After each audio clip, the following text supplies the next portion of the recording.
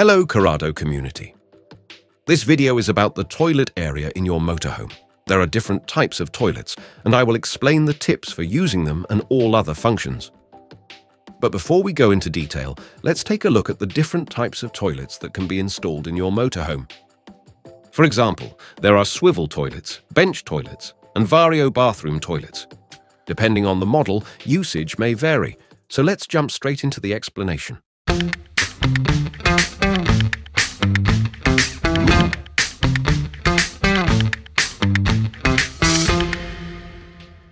Now let's get to the actual use of the toilet. Please note that the toilet can be loaded with a maximum of 120 kilos. Now fill in some water, half a litre to a litre, then add a cleaning tab. This then reduces odours and above all, gas formation. Opens access to the toilet cassette before going to the toilet. To do this, you have to pull this lever to the side. The closure prevents odours from the toilet from entering the vehicle and also ensures that the cassette remains sealed while driving. So make sure you close the lever again after using the toilet. The flushing takes place directly via the vehicle's freshwater system. You can find information on this in the further video, Water.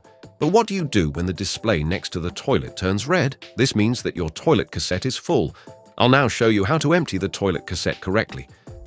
To do this, the first thing you have to do is close the toilet lever. Because you cannot remove the cassette without the lever closed. You now use the habitation key to open the cover behind which the cassette is located.